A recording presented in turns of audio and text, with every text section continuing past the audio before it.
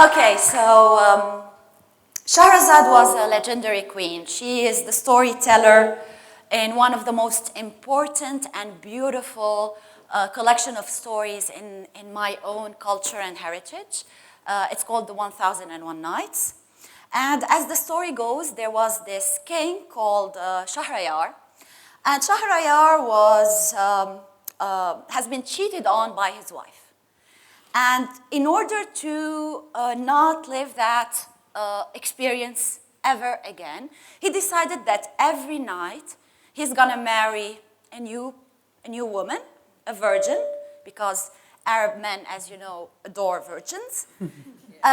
So he's gonna marry a new virgin every night, and then he's gonna kill her the next morning, and this way she would never have the opportunity to be unfaithful to him. This went on and on and on until Scheherazade came. Scheherazade was amazing. She was witty, she was smart, she was well-read. So what she did was tell Shahrayar a story every night. She started telling the story, and midway through the story, she would stop talking because dawn arrived. And this way, Shahrayar, wanting to know what's going to happen next, would keep her till the next day. He would say, well, I'm going to keep her one more night. I want to know how this story ends. And so she would stay alive. The next day, she would continue the story and start a new story. And so he would keep her on and on and on until she told him 1,000 stories. And after 1,000 stories, she told him, Shahrayar, my dear, I have no more stories to tell. So if you want to kill me, kill me. But by then, he had fallen in love with her, and so he doesn't kill her, and she becomes a queen. This is the story. Obviously, by now, most of you are saying, but if not all, this is an amazing woman. Why would she kill her? I mean, why would anyone want this smart, amazing, strong woman dead? She must be jealous of her. No, I'm not jealous of her. I'm going to explain to you my point of view or my problem with Scheherazade. I grew up in Beirut. I grew up in the 70s. There was a horrific civil war going on. I grew up in a very traditional family.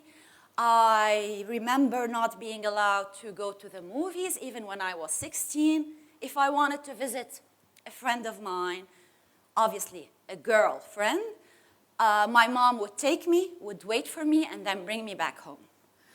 So ever since those days, I grew up hearing the words aib, haram. Girls don't do that. Don't do this, Joumana. Girls don't talk like that, etc., etc. I watched the men of the family. I saw them tell. They used to say what they're doing. Women have to ask. They have to ask permission. They have to beg sometimes in order to get what for me was their basic rights. And when I started reading and reading in the stories of Scheherazade, I thought, fine. At the moment where this book has been written, or those stories, and we're talking hundreds and hundreds of years ago, she was an amazing role model. What could she have done? But we're in the 20th and the 21st century. I mean, why should we negotiate over our basic rights? Because if you think about it, what Scheherazade was doing was negotiating. She was scheming, giving this authority. I'm not going to say man, because many times authority is also woman. She was giving authority, what authority wanted, in order to have in return the basic right to stay alive, because she did nothing wrong. So I thought this was an excellent metaphor for what many women are doing today. I'm not talking only about Arab women. There are lots of Scheherazades in the West as well. women who scheme instead of, going out there, who ask and wait instead of taking what is theirs. I know what you're thinking now. Not all women are allowed this opportunity. I know. I'm not talking about women who are living in a situation where such a battle is impossible, and they exist. They exist in many parts of the Arab world. But I'm talking about women who can, and they choose, nonetheless, to negotiate, to blackmail, to scheme, to, outsmart men in a way in order to get what they should be having instead of asking for or scheming for. So basically, what I'm saying is that if Scheherazade has to live today, she has to learn to tell her stories for her own pleasure.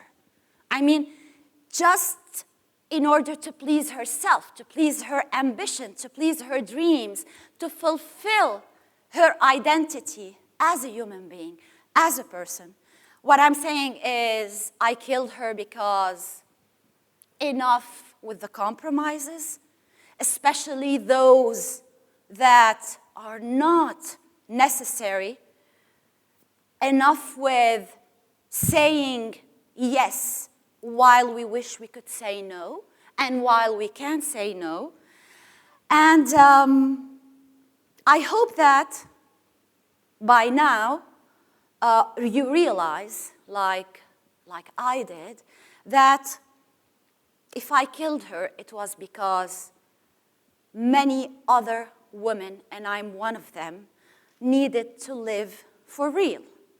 I mean, I hope you do not send me to the death row because of this assassination or murder. But to me, Scheherazade's murder was also a suicide.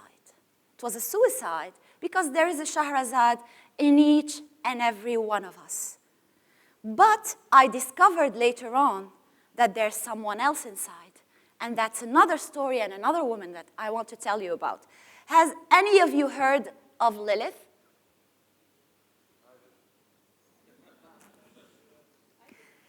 So, who's Lilith?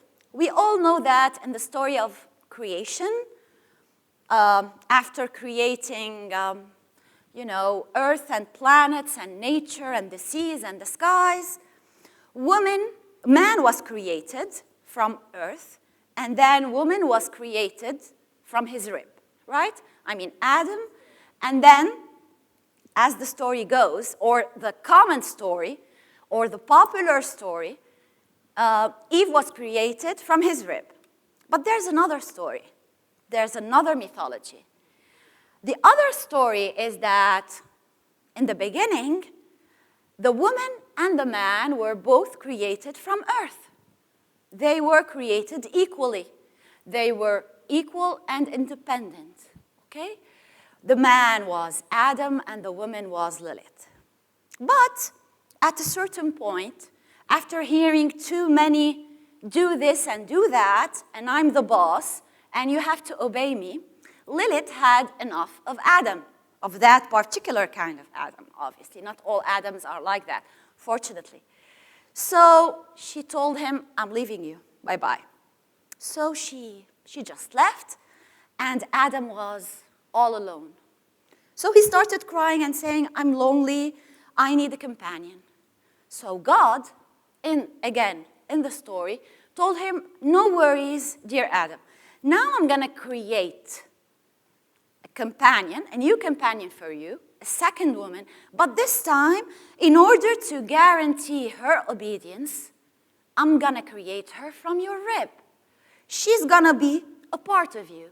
So she is bound to be more obedient than Lilith. And so this is how Eve was created. Eve is the schemer. Eve is the negotiator. Eve is, yeah, okay, my darling, but I know how to make you do what I want in secret. Lilith is, this is what I want. If you're fine with it, that's good. If you're not fine with it, and I'm convinced about it, then it's my right to do it and to be it. So basically, Scheherazade was killed in order to save her from her Eve dimension and give her a new birth into Lilith. Scheherazade is going to live in each and every person from now on as an independent woman who tells Shahrayar to go to hell if he wants to kill her just because he's not self-confident enough to trust her. And she's going to tell her stories for her own pleasure in order to fulfill her own dreams, and even in order to be pleasant to him as a gift, as an offering, but not in order to negotiate on what is rightfully hers. So this is the story of my murder. I hope you forgive me, but if you don't, it's fine with me nonetheless. Thank you very much.